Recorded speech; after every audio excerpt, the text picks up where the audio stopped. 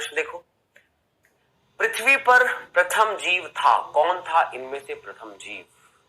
जो पहला कोशिका बना रहा होगा, जो पहली जीव बना होगा, कोशिका बनी हुई होगी, वो अपना जीवन कैसे चलाती होगी? क्या वो साइनोबैक्टीरियम रहा होगा? क्या वो साइनोबैक्टीरिया की तरह प्रकाश संश्लेषण करता रहा होगा?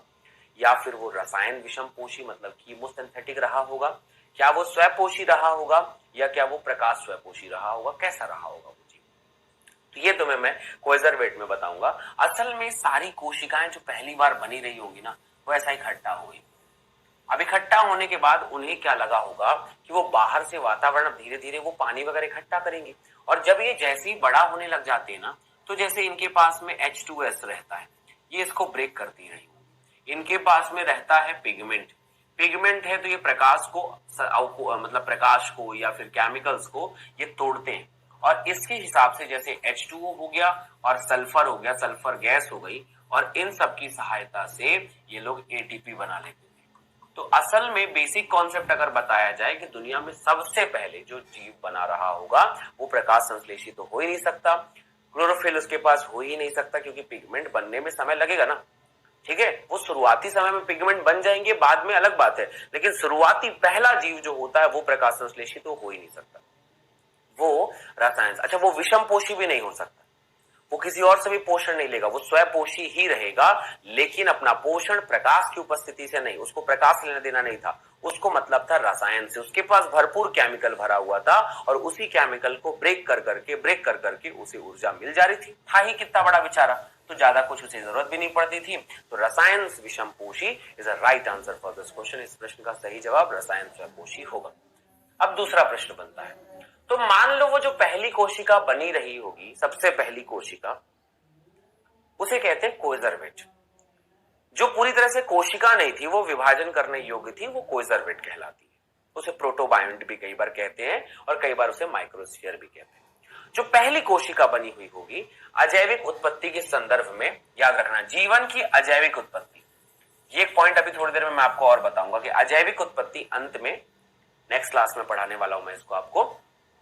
प्रोटोबायंट, कोएजरवाइट्स और माइक्रोस्फीयर के संदर्भ में गलत है। पहली कोशिका में क्या नहीं पाया जाता रहा होगा?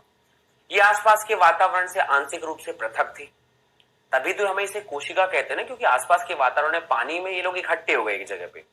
जैसे मान लो एक बॉल को अगर अपन बहुत दिन के लिए तालाब में, कुएं में, इन सब में फेंक देते थे, तो वो कुत्ता जो गेंद है, उस बॉल है, उसके ऊपर एक अलग सा आवरण बन जाता था, कवच बन जाती थी, और वो कवच जो है फिर एक अलग तरीके का व्यवहार करती थी। वैसे ये भी है कि एक अगर लगातार पानी में पड़ा हुआ एक मटेरियल है, इकट्ठा हो जाएगा, तो वो एक कोशिका की तरह काम करने लग जाएगा, फिर वो फूलने लग जाएगा, फिर वो फटने लग जाएगा, जस्ट लाइक च्युइंगम। अब च्युइंगम अगर मान लो गुब्बारा है, जब फूलने लग जाएगा तो फट के दो भाग में टूटता है ना, वैसे च्युइंगम है, जितना भी बड़ा बड़ा खींचते चले जाओगे उतना ही दो भाग में टूट जाता है वो। वैसे ये भी है, तो आसपास के वातावरण से पृथक थे, सही बात है। ये अपने आंतरिक वातावरण को बनाए रख सकते थे, हाँ, इनका आंतरिक वातावरण को बनाए रखते थे, बाहर के वातावरण से अलग हुए। ये लैंगिक जनन कर सकते थे, यही बात इनकी गलत थी, क्योंकि ये लैंगिक जनन तो कर नहीं सकते ना, शुरुआत में तो वो विखंडन निखंडन ये सब करेंगे, लैंगिक जनन कहां से करेंगे? बाकी सब बात सही है, संयोजन को आसपास के वातावरण से अलग रख सकते थे। बाकी तीनों कथन एक दूसरे से मिलता जुलता है। सी ऑप्शन जो है लैंगिक जनन कर सकते थे, ये कथन यहां पर गलत लग रहा है। फिर हम आ गए क्वेश्चन नंबर तीसरे तरफ। अब ये सवाल एकदम बहुत बेसिक सा है कि बताओ पृथ्वी पर प्रथम जीवन कहां उत्पन्न हुआ होगा? पृथ्वी पर, हवा में, जल में, उपरोक्त पर सभी। दुनिया में ये जो पहला जीवन रहा होगा वो कहां बना होगा? आपको क्या लगता है? असल में इसको एक माध्यम की जरूरत थी, और दैट्स वाई आज हमें 71% पार्ट हमारा पानी है, और इस दुनिया में जीवन की उत्पत्ति हमेशा जल में ही हुई होगी। तो इसलिए याद रखना, वॉटर में हमेशा उत्पत्ति हुई है। वॉटर में मॉलिक्यूल्स को मिलने और बिछड़ने के लिए एक माध्यम मिल जाता है। ये सारे पदार्थ के तौर पर ही थे, सारे केमिकल्स के तौर पर ही पानी में थे। वो जब एक जगह इकट्ठा होने लग गए तो एक जगह इकट्ठा हो गए, बाहर आवरण बना लिए, कोशिका की तरह बिहेव करने लग गए, और शुरुआती समय में ऐसा था, बाद में वैसा बने। मतलब ये जस्ट लाइक कि ऐसा ही कि समझ लो कि लगातार एक पानी के ऊपर बार बार गर्म करते हैं, तो आपने देखा होगा कि पानी के नीचे कुछ इकट्ठा होकर दिखने लग जाता है मटेरियल। वो नीचे जो इकट्ठा मटेरियल है वो शायद पहले पानी में घुला हुआ ना दिखाई दे, लेकिन वो नीचे इकट्ठा होने लग जाता है। जो अपन रॉड से पानी गर्म करते हैं उसमें भी देखना कुछ दिन के बाद एक ऐसा पपड़ी सा बनने लग जाता है। हम इमेजिन नहीं कर पाते कि इतना पपड़ी, इतना कुछ पानी में था जो इतनी मोटी पपड़ी बन गई इसमें, पर वो होती है। ठीक है, तो वैसे ही कि पानी में से बहुत सारे मटेरियल होते हैं, अगर उसे लगातार अपन हीट देना तो एक जगह इकट्ठा हो जाते हैं, और इकट्ठा होने के बाद अगर लगातार उसमें पानी मिलता रहे वो कोशिका की तरह बिहेव करने लग जाते हैं। इसलिए सही जवाब जो है वो जल है। अब हम पहुंच गए क्वेश्चन नंबर 4 की तरफ में। क्वेश्चन नंबर 4 क्या कहता है? उत्पत्ति का स्वतः जननवाद। स्वतः जनन का वाद मतलब वही जो पहला सिद्धांत है, स्वतः जननवाद, स्पॉन्टेनियस क्रिएशन, अपने आप दुनिया की प्रवृत्ति बनी है, समर्थन करता है स्वतः उत्पत्ति की, नीलहरि सहवाल से जीवन की उत्पत्ति की, पूर्ण अस्तित्व वाले जीवों के कारण जीवन की उत्पत्ति से, या रासायनिक क्रियाओं के कारण कार्बनिक विकास की उत्पत्ति से। देखो, रासायनिक क्रियाओं के कारण कार्बनिक उत्पत्ति से रसायनवाद कहते हैं और अजैववाद कहते हैं। ये जो वाद है ये वाद कहलाता है अजैववाद। ये पॉइंट याद रखना, ये Miller and Urey and Haldane इन सब इनके बारे में बात बताएंगे।